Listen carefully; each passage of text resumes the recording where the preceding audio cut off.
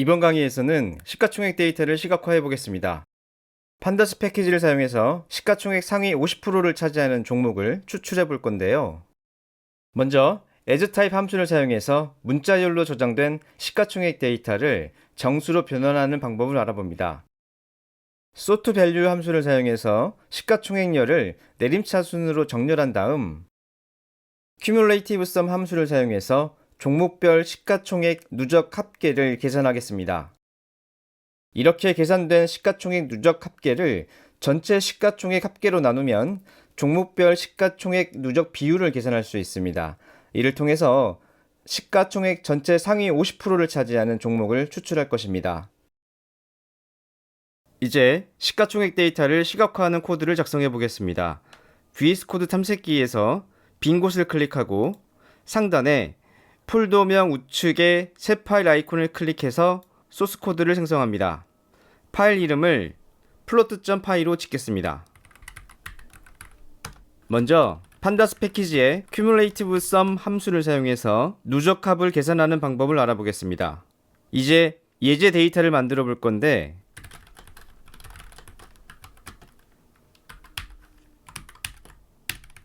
range 함수를 사용해서 1부터 9까지 숫자를 만들고 그 결과를 리스트 함수의 입력값으로 전달해서 리스트로 변환합니다. 이렇게 작성된 코드를 Shift Enter 키를 눌러서 대화형 창에서 실행합니다. 이와 같이 1부터 9까지 숫자가 생성된 것을 확인할 수 있습니다. 이 값을 변수에 저장하겠습니다. 작성된 코드를 선택하고 Shift Enter를 눌러서 대화형 창에서 실행합니다. 이제 이 데이터를 데이터 프레임으로 변환해 보겠습니다.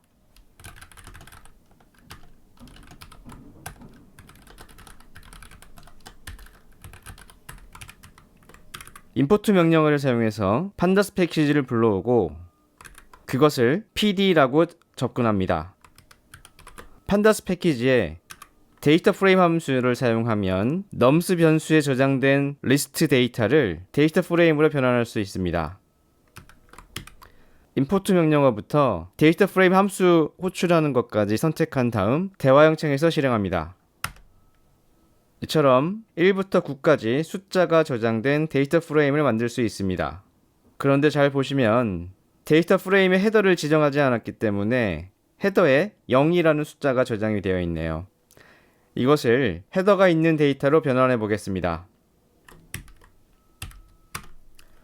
데이터 프레임 함수를 호출할 때 컬럼스 매개 변수에 헤더명을 전달할 수 있습니다. 여기서는 nums라고 이름 짓겠습니다. 작성된 코드를 선택하고 대화형 창에서 실행합니다. 이처럼 데이터 프레임에 헤더가 지정된 것을 확인할 수 있습니다. 이렇게 생성된 데이터 프레임을 변수에 저장하겠습니다. 작성된 코드를 선택하고 대화형 창에서 실행합니다. 이제 nums 컬럼에 저장된 데이터를 위에서부터 아래로 누적합을 계산하는 코드를 작성해 보겠습니다. 데이터 프레임에 cumulative sum 함수를 사용하면 간단히 처리할 수 있습니다. 작성된 코드를 선택하고 대화형 창에서 실행합니다. 실행 결과를 보면 1부터 9까지 데이터가 순차적으로 더해져서 누적합이 계산된 것을 확인할 수 있습니다. 이 결과를 데이터 프레임의 새로운 컬럼에 저장하겠습니다.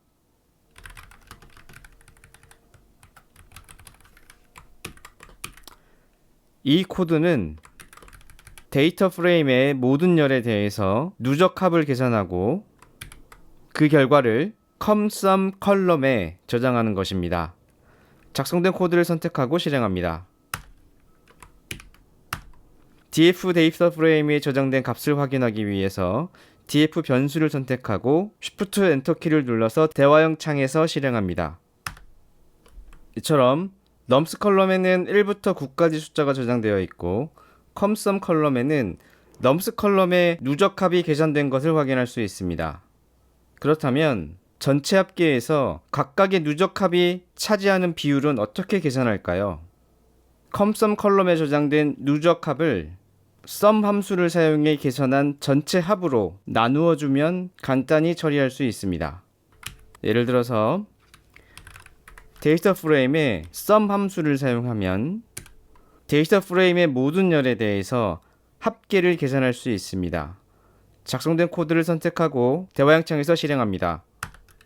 이처럼 nums 컬럼에 저장된 데이터의 합계는 45이고 comSum 컬럼에 저장된 데이터의 합계는 165라는 사실을 확인할 수 있습니다.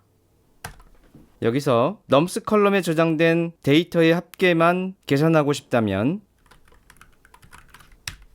sum 함수 뒤에 대괄호를 입력하고 계산하고자 하는 컬럼 이름을 적어주면 됩니다. 작성된 코드를 실행해 보겠습니다. 이처럼 nums 컬럼에 저장된 데이터에 대해서만 합계가 계산되는 것을 확인할 수 있습니다. 데이터 프레임에서 먼저 컬럼을 선택하고 이어서 sum 함수를 호출하면 동일한 결과를 얻을 수 있습니다.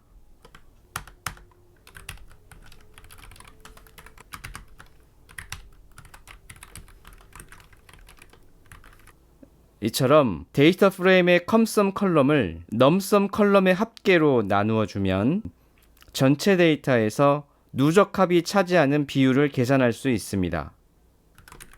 작성된 코드를 선택하고 실행해 보겠습니다. 위에서부터 아래까지 누적합의 비율이 계산된 것을 확인할 수 있습니다. 이러한 특징을 사용해서 전체 시가총액 중 상위 50%에 해당하는 데이터만 추출할 것입니다. 이제 시가총액 상위 50%의 종목을 추출해 보겠습니다. VS 코드 탐색기에 보면 아웃풋 폴더에 이전 강의에서 작성했던 토탈 페이지 CSV 파일이 있습니다. 이 파일을 클릭하면 종목별로 시가총액 데이터가 저장된 것을 확인할 수 있습니다. 이 데이터를 먼저 불러와야 되겠죠. 파이썬 내장 패스리 패키지에서 패스를 불러옵니다. outdir 변수에 아웃풋 폴더의 경로를 저장합니다.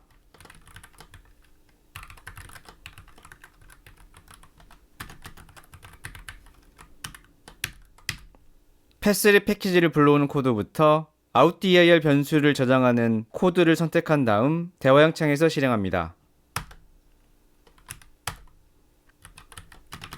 CSV 변수에 아웃풋 폴더에 있는 totalpage.csv 파일의 경로를 저장합니다. 작성된 코드를 선택하고 대화형 창에서 실행합니다. 이제 판다스 패키지에 read 함수를 사용하면 CSV 파일을 데이터 프레임으로 변환할 수 있습니다. 이 함수의 입력값으로 CSV 파일의 경로를 전달합니다. 작성된 코드를 선택하고 대화형 창에서 실행합니다. 실행 결과를 보면 2314개의 데이터가 불러와진 것을 확인할 수 있습니다. 이렇게 데이터가 많을 때는 head 함수를 사용해서 상위 5개의 데이터만 불러와 데이터의 형태를 확인하는 것이 좋습니다. read CSV 함수 다음에 head 함수를 호출하면 간단히 처리할 수 있습니다. 작성된 코드를 선택하고 대화형 창에서 실행합니다. 이처럼 상위 5개 항목만 출력된 것을 확인할 수 있습니다. 여기서 우리는 시가총액 데이터를 사용해서 누적합을 계산하고 전체 합계로 나누어서 개별 시가총액이 차지하는 비율을 확인해 보겠습니다. 먼저 dfrow 변수에 시가총액 데이터를 저장하겠습니다.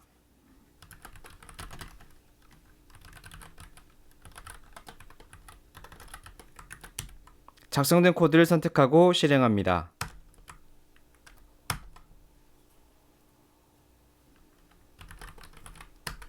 데이터 프레임에 대괄호 안에 시가총액을 적어주면 해당 열의 데이터를 확인할 수 있습니다. 작성된 코드를 선택하고 실행해 보겠습니다. 이처럼 시가총액 열의 데이터를 확인할 수 있습니다. 여기서 D타입이라는 정보가 보이는데요. 이것은 해당 열의 데이터 타입을 의미합니다. 여기서 오브젝트라고 되어 있는 것은 여러 가지 의미가 있는데 일반적으로 문자열일 때 오브젝트라고 표시됩니다. 이 문자열을 정수로 변환해 보겠습니다. 데이터 프레임의 열에서 asType 함수를 사용하면 데이터 타입을 변환할 수 있습니다. 이 함수의 입력값으로 문자열을 정수로 변환할 수 있는 int 함수를 전달하거나 int 문자열을 전달하면 해당 열을 정수로 변환할 수 있습니다. 작성된 코드를 선택하고 실행합니다. 이처럼 value 에러 오류가 발생하는데 문자열로 저장된 시가총액 데이터에 콤마가 입력되어 있기 때문입니다. 따라서 문자열로 저장된 데이터를 정수형으로 바꿔주기 위해서는 콤마를 먼저 제거해야 됩니다. 데이터 프레임에 시가총액열을 불러온 다음 str을 적어주고요. 이어서 replace 함수를 호출하면 특정 문자열을 대체할 수 있습니다. 첫 번째 입력값으로 콤마 문자열을 전달하고 두 번째 입력값으로 빈 문자열을 전달하면 모든 콤마를 빈 문자열로 대체하라는 의미가 됩니다. 작성된 코드를 선택하고 실행해 보겠습니다. 이처럼 콤마가 제거된 데이터를 얻을 수 있습니다. 이제 이 결과를 asType 함수를 사용해서 정수로 변환해 보겠습니다. 작성된 코드를 선택하고 실행합니다. 이처럼 시가총액 데이터의 데이터 타입이 int64, 즉 정수 타입으로 변환된 것을 확인할 수 있습니다.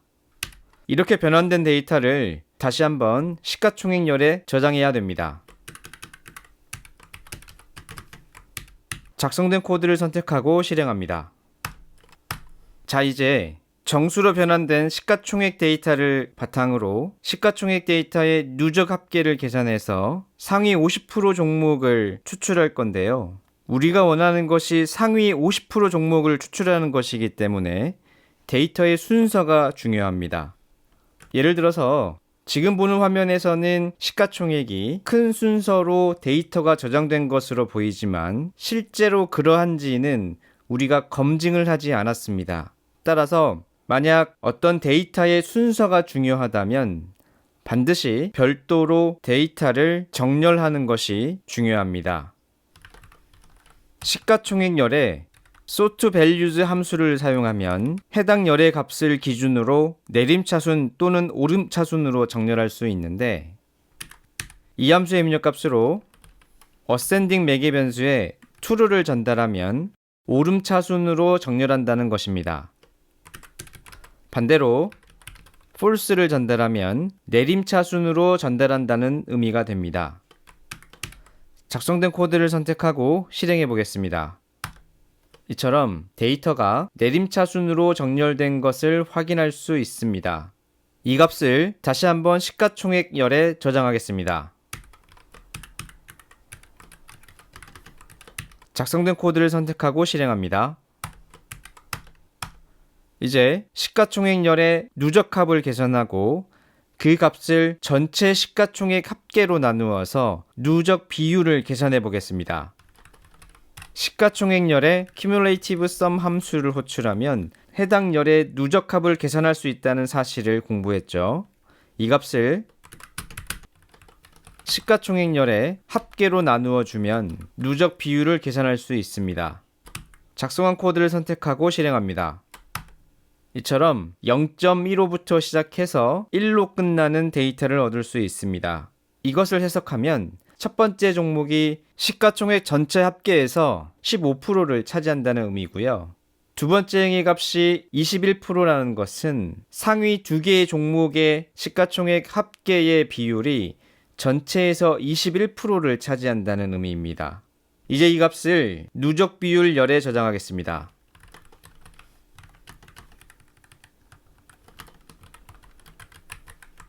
작성된 코드를 선택하고 실행합니다.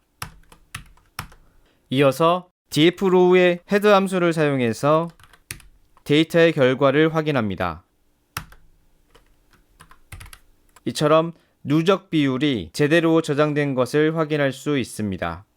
이제 이 데이터 프레임에서 종목명과 시가총액, 누적 비율 열만 추출해 보겠습니다. 데이터 프레임에 필터 함수를 사용하면 원하는 데이터만 추출할 수 있는데요. 이 함수의 입력값으로 추출할 열을 리스트 형태로 전달하면 됩니다. 여기서는 종목명, 시가총액, 누적 비율만 전달하겠습니다. 작성된 코드를 선택하고 대화양창에서 실행합니다. 이처럼 3개의 열만 추출된 것을 확인할 수 있습니다. 이 값을 df 필터 변수에 저장하겠습니다. 작성된 코드를 선택하고 실행합니다.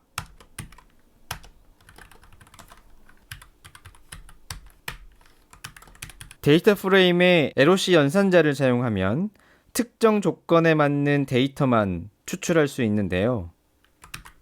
이 연산자의 대괄호 안에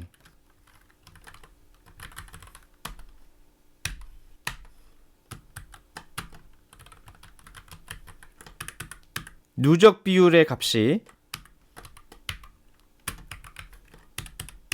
0.5보다 같거나 작으면 추출한다는 조건을 전달하겠습니다. 작성된 코드를 선택하고 대화양창에서 실행합니다.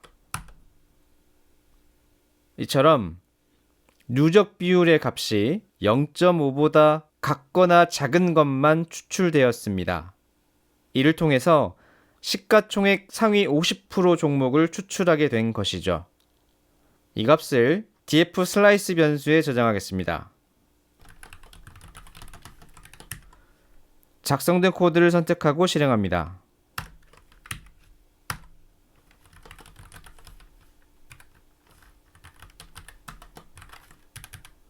데이터 프레임의 toCSV 함수를 사용하면 데이터 프레임을 CSV 파일로 저장할 수 있습니다.